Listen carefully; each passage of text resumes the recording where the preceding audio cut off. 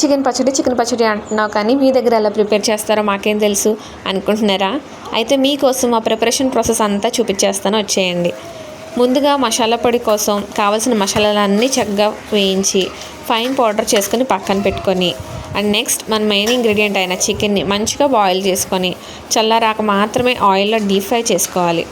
తర్వాత అదే ఆయిల్లో ఇంట్లోనే ప్రిపేర్ చేసుకున్న అల్లం వెల్లుల్లి పేస్ట్ని కూడా ఫ్రై చేసుకొని వేయించిన చికెన్లో కలిపి ఆయిల్, పచ్చడి, కారం అండ్ మన మసాలా పొడి కలిపి లాస్ట్లో పుల్లటి నిమ్మరసం యాడ్ చేసుకుంటే మన స్పైసీ చికెన్ పికిల్ పచ్చడి రెడీ అయిపోయినట్టే.